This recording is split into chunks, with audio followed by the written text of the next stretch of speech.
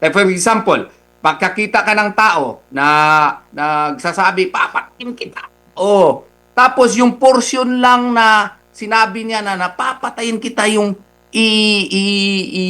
sabi mo, hindi mo kinuha yung full context pala na yung tao pala na nagsabi ng papatayin kita,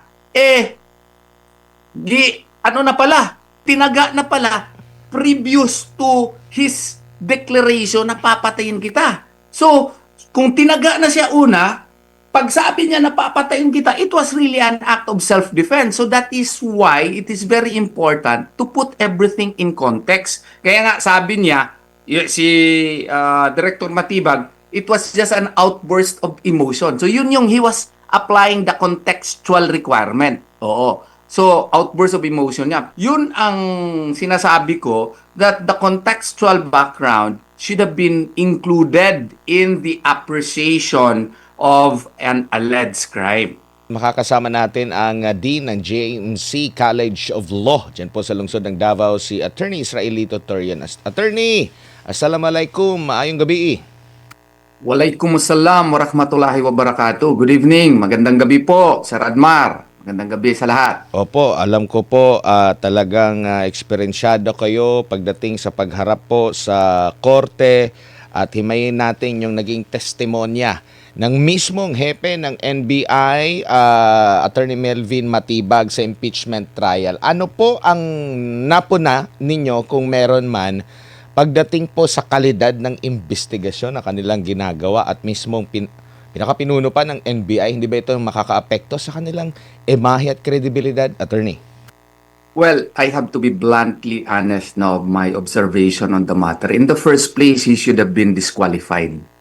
Disqualified for delicadeza, disqualified likewise under the rules of court simply because of the fact na yung wife niya was one of the signatories pala doon sa impeachment complaint against VP Sara Duterte. Isa siya sa pumirma doon sa articles of impeachment. Then, by parity of reasoning, pwede natin i-apply by analogy, delikadesa na lang sana na hindi na siya nakikialam doon sa pag-investigate against kay VP Sara. Why? Because there is a clear conflict of interest. He cannot say that he can separate himself from the affairs of his wife. Kasama niya yun sa tulog, kasama niya sa kain, kasama niya sa kanyang buhay. So dapat sana hindi na lang siya nakikialam, especially doon sa pag-appear sa Senado. Hindi pa siya hindi pa siya sabinad. But he voluntarily went to the Senate, and that speaks well of his character, perhaps as a public officer. Wala pong personalan ito, pero dapat sana hindi na lang siya nakialam. But granting for the sake of argument na hindi niya nakita yon, no? Hindi niya nakita yon. Yung quality ng kanyang testimony sa aking palagay lang ay medyo depektibo. Bakit? He was not personally involved in the original investigation. He was not present during the time when it was investigated. And as a matter of fact, no, hindi rin siya mismo ang nag-imbestiga.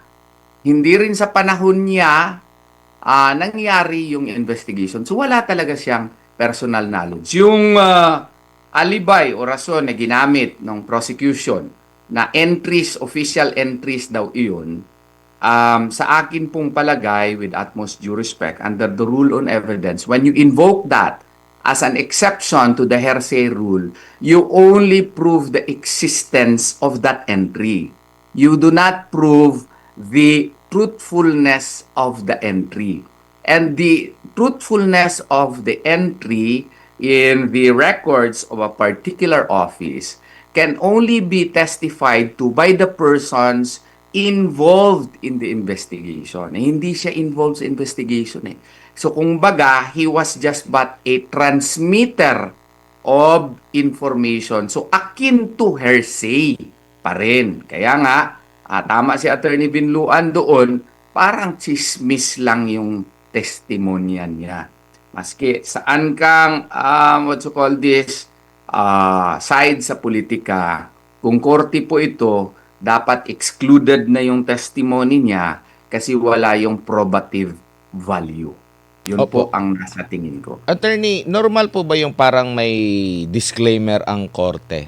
Kasi parang sa tingin ko parang disclaimer kasi sinasabi kasi na hindi ibig sabihin nyo kayang sinasabi ay pwede nang gamitin. Ito yung yung sa affidavit na ito ay i-take na katotohanan. Kasi yung tanong is yung may personal knowledge ba siya pwede ba to or sa regular court as in automatic pag hindi pasok sa kanya yung qualification bilang witness, automatic kung nakaharap man siya pero hindi niya matatapos kumbaga, attorney. Oh, well, kung hindi niya it is not within his personal knowledge.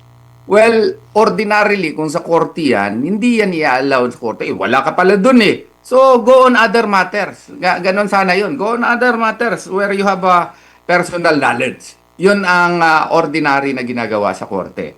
Or, it may be allowed by the court as an independent relevant statement. Siguro, parang to prove lang na the fact is existing but not necessarily the truth of the matter. It may be allowed under certain conditions. Pero doon kasi sa kanya, parang klarong-klaro na wala talaga siyang personal. He came after the fact of investigation. All of his, what you call, these testimonies came after the fact. So, kumbaga, kung sa korte sana yun, baka i-disallow siya kaagad. Opo, hindi naman sa pangmamaliit sa ilan nating mga senator judge kasi baka yung pag-appreciate nila dito yung parang lahat ng mga naririnig nila ay pwede na. Yun yung ano natin eh. Kasi sa tingin ko, kasi meron kasi ako narinig attorney na wala daw sila doon para impluwensyahan yung korte. Eh di po ba yan po yung pangunahing rason kung bakit andun sila para impluwensyahan, para mahimok mo ang korte na pumanig sa iyo sa pamamagitan ng paglalatag ng mga ebidensya. Pero paano na lang kung wala kang kasanayan sa mga dapat lamang na yung naayon sa batas, maapektuhan talaga yung desisyon. Yes, yes. I think it is incumbent upon the senators, no, to also brush up on the law, on the matter. Kasi sila yung magdi-decide eh. Hindi naman po pwede na kasi hindi sila abogado, hindi din sila mag-brush up on the rules. Like for example, very basic rule that a witness can only testify to facts they know of their personal knowledge, no? Meaning facts derived from their own perception. Dapat alam ng mga senador yun. And it is also their responsibility to know such fact under the rules on evidence. Kasi tatayo sila as senator judges there. So, dapat alam nila na pag ang testimonya ay not based on a witness own perception, then dapat excluded yan, hindi sana yan i-allow. And kasi inadmissible yan. And it is incumbent upon the senator judges to know such very basic rules. But I do not know. Yun nga sana yung nangyari doon sa kanya. That could have been subjected to mere stipulations eh. Stipulations na lang sana yun. Yung prosecution, dapat nag-propose ng stipulation na siya ang head ng, what you call this, ng NBI. Ito yung sasabihin niya, kasi wala naman sa personal knowledge. Nagsayang lang tayo ng panahon. Puro lang pala chismis yung, what you call this, yung kanyang tinestify doon. And based on his belated headship of the NBI, which really do not have any probative value. Ang importante nga sana nun is, sino yung mga tao na nandun, no, during the actual interview of, what you call this, of Vice President Sara Duterte. Hindi ito lumalabas eh. Kasi yung mga tao na present talaga at that time when Vice President Sara Duterte was present when she allegedly declared the threats yun sana ang mga tao na may personal knowledge. Kasi sila yung maka-authenticate nung mga tape. Pati nga yung first witness, sino yung agent. Hindi rin yun siya, sa aking palagay, competent witness because what he testified to was the tape that can be seen on TV already. So anybody can be just like him, no? There was no testimony as to the origin of the tape. Kasi yung origin of the tape, yung raw file, should have been the one that should have been presented. Yun ang importante kung sa korte ito. Kasi kung doon ka na sa available, publicly available tapes, then you can, any Tom, Dick, or Harry can be made as a witness, which is not correct to my humble mind. Because what you are seeing are the tapes that can be seen by anyone. You are not actually testifying as to what transpired during the actual interview. Yun ang pinaka-importante sana. Opo. Pero, ewan ko, politika kasi ang nangyayari dito. Bakit natin inaalaw ito? Opo. Attorney, sa kasaysayan po, sa experience nyo po, sa dinami-dami ng mga iniimbestigahan ng taga-NBI at maaring maraming beses na rin silang humarap sa korte, is this the first time na mismong pinuno ng NBI ang may tuturing din ba na common crime sila yung grave threat na mismo yung ganyang kataas na klase ng pinuno ng NBI yung haharap talaga? Parang unusual ba ito? Unusual talaga ito kasi grave threats, yung mga pinuno ng mga NBI siguro mga multiple murder, mga kidnapping with homicide, yun, mga grave offenses na yun. Itong alleged grave threat na it is not even a crime. Ang tawag ko nga dito, much ado about nothing. Kasi ang sinabi daw allegedly ni VP Sara dito, if I am killed, di ba? Meron ngang kondisyon, if I am killed, doon pa lang effective yung kanyang alleged threat. Meron bang crime doon? At saka kung may crime man nun, dapat nag-file muna sila ng kaso sa korte. And there should have been a finding of a probable cause, no? So that at the very least, merong prima facie case as to the grave threat so that at least may basihanan yung kanilang charge of betrayal of public trust because there is already a preliminary finding on the part of the prosecutor's office that as a matter of fact, no, merong na-commit daw allegedly na grave threat at saka merong DOJ finding na gano'n. Dito wala nga Niwala nga ang kasong pinail doon sa DOJ tapos gawain nating basis for an impeachment complaint against a high public official voted by 32 million people. Opo. Actually, attorney, mga mahigit isang taon na nakatenga sa DOJ. Mismo yung kanilang mother na agency, parang hindi rin makadecide kung meron bang probable cause. Wala talagang probable cause. Tapos, to think grave threats, tapos pinaka-head ng NBI ang mag-investigate, kalukuhan talaga. Parang imposible ito na nakakaapekto ata sa integridad Opo. ng NBI. Noon, pag meron tayong mga krimen, dapat magpa-imbestiga tayo sa NBI. NBI. Kasi we trusted NBI. Ngayon, parang ang tao, natatakot na pag NBI kasi baka maging politika. Yun Opo. ang perception po ng taong bayan ngayon sa Attorney, tingin ko. nabanggit mo kanina yung video, yung bahagi ng video na pinag-uusapan niya dito sa impeachment trial kay Vice President Sara Duterte. Napanood mo rin ba yung audio video na kumalat online na inamin naman ni Attorney Melvin Matibag, yung meron siyang kausap at maraming mga maaanghang na klase ng salita na nabanggit, no? At kung ikukumpara mo yung pagbitaw ng mga salita, sa tingin mo kung ikaw ang patitimbangin, alin doon yata yung parang may grave threat na malinaw? Mas grabe yung sa kanya kasi direct Tinawagan niya yung tao mismo at saka ang narinig ko, ewan ko lang kung yun ba yun. papatayin kita at walang ebidensya. Parang ganun nata yun eh. Yun ang grave threat kasi direct to the person. Oo, direct to the person.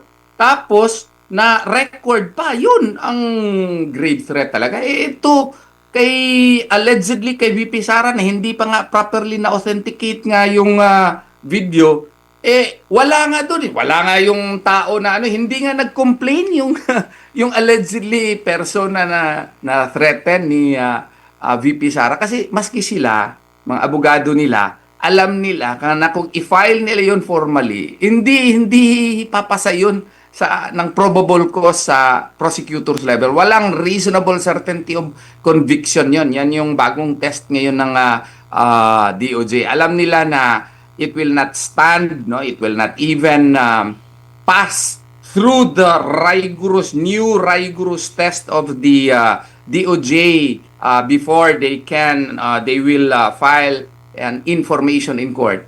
Kaya hindi nag-file. Ginawa pa nga yung first charge number 4 na ginawang first matter na on trial sa impeachment case against BP Sara. So this speaks a lot na mahina talaga itong impeachment case against BP Sara. Opo, pero ang dating ng kanyang pagrarason naman at umamin naman siya na dahil sa emotional outburst kaya nabanggit niya yun. Parang ang dating doon yung kay VP hindi katanggap-tanggap para sa kanya pero yung kanyang ginawa katanggap-tanggap. Double standard. Double standard siya. Yung kasing mga ganun na mga bagay, you have to put it into context, no? The contextual background by which an incident transpired. If you are the investigator, you have to know why the person did it. Because why is it important? That is important because there may be justifying circumstances, there may be exempting circumstances, there may be absolutory causes which can actually affect the classification of a crime. Yun. Like for example, pagkakita ka ng tao na nagsasabi, papatayin kita. Tapos yung portion lang na sinabi niya na napapatayin kita yung sabi mo, hindi mo kinuha yung full context pala na yung tao pala na nagsabi na papatayin kita, na pala, hinagbas na, ano ba yan sa Tagalog? Tinaga. Tinaga na pala previous to his declaration na papatayin kita. So, kung tinaga na siya una, pag sabi niya na papatayin kita, it was really an act of self-defense. So that is why it is very important to put everything in context. Kaya nga sabi niya, si Director Matibag, it was just an outburst of emotion. So yun yung he was applying the contextual requirement. Oo. So outburst of emotion niya. Pero yung sinabi niya doon, grabe, diretso sa tao. And yung threat was really grave, no? Kasi it involves a threat against the life of the object of his hatred and his intended crime. So, yun ang sinasabi ko that the contextual background should have been included in the appreciation of an alleged crime. Opo, meron pang issue doon sa paano naging grave threat, paano nakaramdam ng pagbabanta ang subject ng sinasabing grave threat. Kung noong 2025 Mayo ata yon, meron siyang podcast attorney, in-interview siya, tinanong siya na willing ba siyang makipag-reconcile sa mga Duterte o bukas ba siyang makipag-reconcile. At sabi niya mismo na bukas siya na makipag-reconcile. Nagtutugma ba yun, attorney? I'm talking about PBBM sa kanyang podcast nung natanong siya, attorney, na willing ka ba or bukas ka ba na makipag-reconcile? Parang ito'y nangyari na podcast after na nung mga press con na naganap po. Kaya nga natanong yun kasi tumitindi na yung tension o hidwaan ng dating magka-uniteam. Kaya nga importante yung context na sinasabi ko sa iyo, Sir Mar. Kasi nga, in the appreciation of determination of probable cause, prosecutors likewise should also consider the previous, simultaneous, and subsequent circumstances, not only insofar as the alleged criminal is concerned, but likewise insofar as the object of the threat. No? What do I mean by that? You have to consider the contextual previous circumstance. You have to consider also the simultaneous circumstance, kung anong nangyayari at the time of the alleged incident, and the subsequent circumstance. Dito, sa object of the alleged threat, nagsabi pa siya ng podcast. So meaning, he was not threatened. He was not threatened, and that should have been considered also by those who assessed the alleged crime and considered it as a betrayal of public trust, and made it into an impeachment complaint. Kasi kung dapat kinonsidera nila na yung object pala nung threat hindi naman pala threatened, open pa nga with into negotiation with the Duterte family.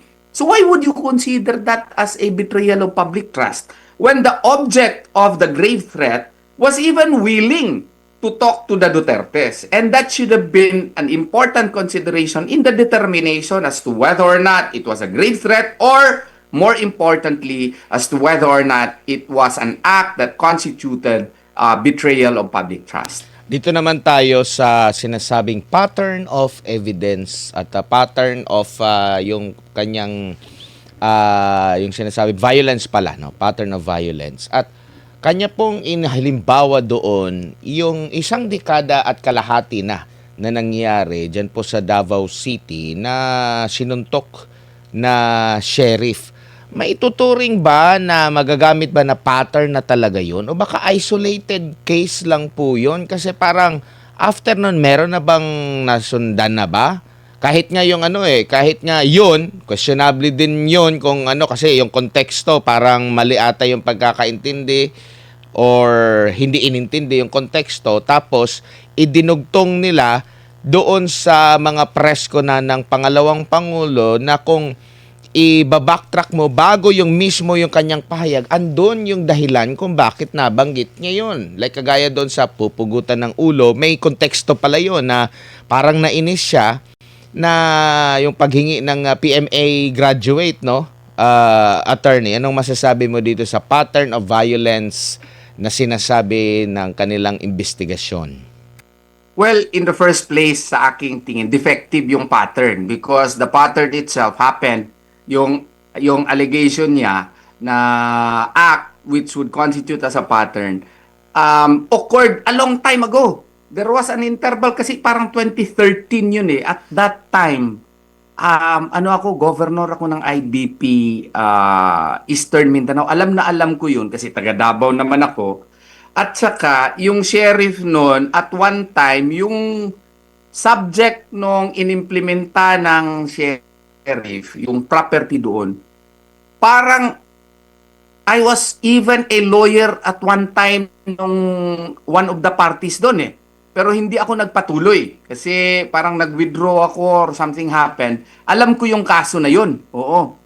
And the context there was, I know for a fact na parang may sakuna na nangyari, and that should have been considered also as to why that happened. Kasi parang may namatay nung panahon na yun, and VP Sara, at that time Mayor Sara, was there to respond. And she requested the sheriff, i-hold mo lang muna, kaya para pag-usapan natin. Yun ang maalala ko eh. Alam na alam ko yun, kasi naging laman yun sa mga news items noon sa Davao City. So, that matter should have also been considered. Again, the contextual background. So, kaya sinasabi ko, maling-mali, because yung pattern of behavior niya, ang interval, masyadong malayo. Okay? And secondly, yung context naman nun ay ibang-iba. And that should be considered also in the consideration before one should conclude that such would constitute as a pattern of behavior. Opo. Dito naman po sa pag banggit na national security or national security threat or napag-usapan yung national security kaugnay nga dito sa banta ng Pangulo. Nakikita mo bang parang hinaype lang itong issue kay VP Sara against kay PBBM para mapasok talaga doon sa national security, or magiging bago pa ba ito kaugnay sa banta ng Pangulo? Natanong nga ito ni presiding officer, Chis Escudero, na hindi ba bilang presidente tanggap mo na meron talagang banta sa buhay mo? Kasi magiging kalaban mo diyan sindikato, mga durugista, mga drug lord, mga kriminal kumbaga, na yun yung ipapahinto mo talaga. So may banta ka mula sa kanila, kaya ka nga ansandamakmak yung mga gwardiya mo. No? Kumbaga parang hinaype lang ba nila ito para ma-justify na nandoon yung betrayal of public trust, mapalaki yung issue na national security na to the point na parang normal lang naman yung mga banta-banta na yan. Kasi parang nabanggit na nagkaroon ng task force intended dito. Hindi po ba ang security ng Pangulo, kumbaga parang meron talaga yung sariling intel lahat at hindi na needed yung maggumawa pa ng special task force ang NBI para rito, attorney? I agree completely. Because ang tawag ko nga dito, much ado about nothing, no? Making a mountain out of a molehill. Hinipe up lang ito just to build a case out of nowhere. When you run for president, may kasabihan nga, kasama na dyan yung mga threat na real or imaginary. Ito, imaginary nga ito na threat na ginawang na extremely exaggerated, na maski nga yung object ng threat, si Presidente mismo, hindi nga nag-file ng kaso. Kung legitimate talaga na threat ito, di nag-file sana sila ng kaso talaga na grave threat. So, ang tingin ko talaga dito is, hinipe up ito para to build a case against the Vice President, and so that there can be a case against her and ma-divert yung attention doon sa supposedly flood control issue and grave corruption that is happening in our government today.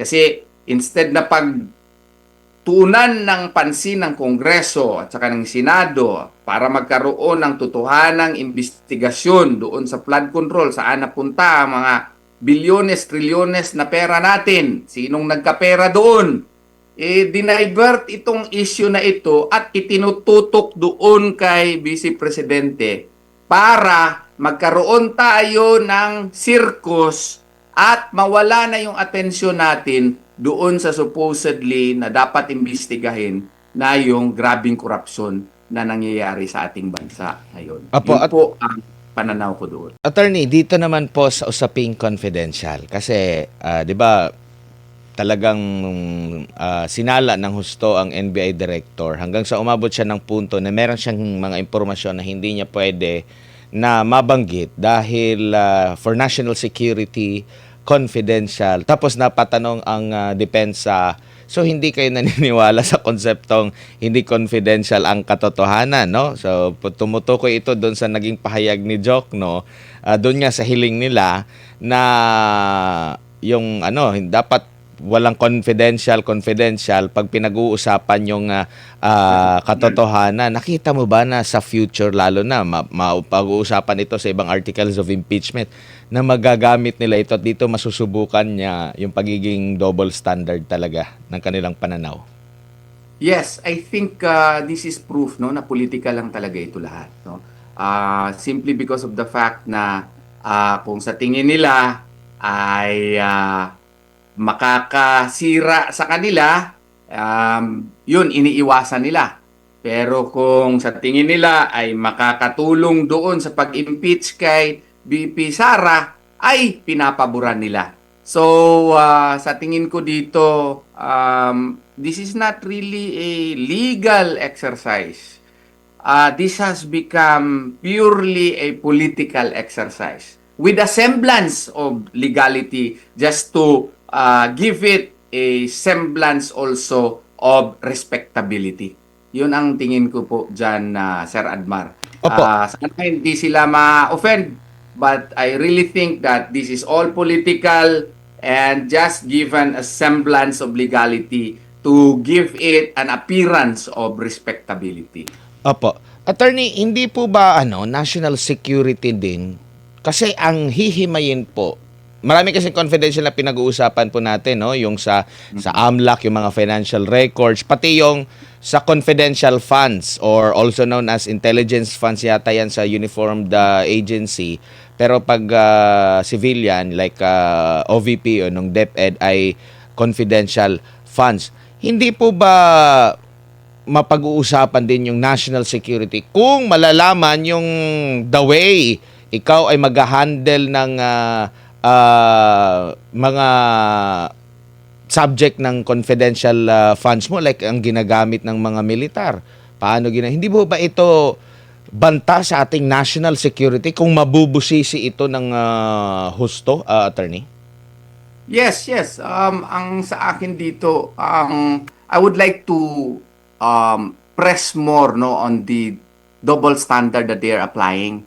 Kasi national security daw yung threat, no? Even if it is not a threat, I would like to emphasize the fact that there was no grave threat. No? There was no alleged crime that was committed by the Vice President when she uttered, granting that she did, but there is no admission on it.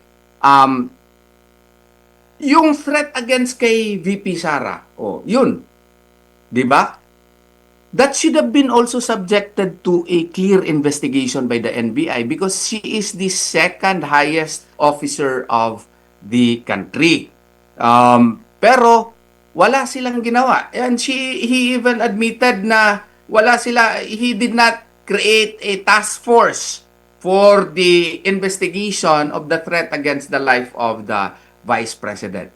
And going also to your question, na when it comes to the usage of confidential funds, indeed, that is also a matter of national security because that is a fund belonging to the government and such funds should be used judiciously and especially if it pertains to national security matters, then that should be included in the term matters of national security. Opo, huli na lamang po, pananaw niyo po, attorney, no? Ang alam natin, si Vice President Sara Duterte, number 1 lang sa mga survey kung mangyayari ang presidential election, 'di ba? Siya yung nangunguna. So, ibig sabihin hindi pa siya presidente. Pero bakit yung pagtrato sa kanya ng mga kritiko, tila presidente na? Like halimbawa, doon po sa pagpuna sa kanya, na pagpunta doon sa ibang bansa, na kesyo dapat ganito. Alam naman natin yung kapangyarihan ng VP na napaka-limitado at napaka-contain na nga, parang 5 lang ata yung mga main programs niya na umiiral. Pero parang ang trato sa kanya, presidente na kasi grabe maka-demand, meron pang magbabanggit na ang kanyang pagbiyahe sa abroad ay betrayal of public trust dahil hindi niya hinarap ang impeachment trial. Ano ito, attorney? Well, in the first place, though, there is no legal requirement for her to be personally present in an impeachment trial. All legal experts would, concede to that. There is no such legal requirement for her to be there personally. She is there represented by her lawyers, and that is enough. No? There is no betrayal of public trust simply because she travels abroad. And as a matter of fact, you should commend her. Why? Because, she has clear mind. She is not affected by the issues against her. And that would prove that she is very capable of handling stress, which is a very good requirement before one can be considered as a legitimate, person to be considered to run for the presidency. So sa aking palagay, itong pagtrata sa kanya na para na siyang presidente is indeed a compliment to the Vice President. No? Kasi pag lumabas siya sa bansa, binibigyan ka agad ng meaning. wala naman talaga yung meaning na maka-affect sa kanyang trabaho kasi nga po, hindi naman po required sa isang respondent ng impeachment complaint na nandun talaga siya personally. Cite one law which requires her to be personally present during the impeachment trial. There is none. So if there is none, there is no requirement for her to be personally present in the Senate during the trial, and therefore there is no commission of betrayal of public trust when she is not in the Senate during the hearing of the impeachment complaint against her. Tsaka maliban dyan, yung trabaho po ng Vice President po, attorney, wala naman siyang hinahawakang opisina na sa executive talaga. Kasi, di ba, binibigyan lang naman siya ng kalayaan, makapag, ano ba ang gusto mong programa, proyekto. Yan niya nga yung dinidepensa niya. Mismo siya pa ang nagdedepensa niyan. O ganito, libreng sakay, yung magnegosyo taday. Hindi siya kagaya ng presidente na i-oversee mo talaga yung lahat ng mga ahensya ng gobyerno na sa ilalim sa iyo, kahit yun pa lang hindi pa nga kasama yung impeachment trial, pero yun nga ang pagtrato na sa kanya ay parang presidente na, attorney, na grabe na yung accountability na hinihingi sa kanya. Yes, dapat maintindihan ng what you call this, ng ating mga ka-Pilipino na the Vice President under the Constitution and under our laws, parang spare tire lang talaga siya sa presidente. Second in command siya, but her role really is to be the president in case wala na yung presidente. Wala naman siya, unlike before na binigyan siya ng cabinet role sa Department of Education. Yun, parang secretary din siya of Education and at the same time, Vice President. So, in effect, doon, yung time na yun na Secretary of Education pa siya, yun, pwede mo yun siyang, what you call this? Singilin. Pwede mo yun siyang masabi na parang cabinet officer din siya. Wala na yun sa kanya eh. So, sa pagka ngayon, balik siya doon sa pagka purely spare tire ng presidente. So, you could not blame her if meron siyang, sa tingin niya, merong compelling reason for her to go abroad because she wants to also fulfill other responsibilities, no? Kasi yung responsibility niya, hindi lang amang dito sa ating bansa. O baka meron siyang kinakailahang puntahan sa ibang bansa din.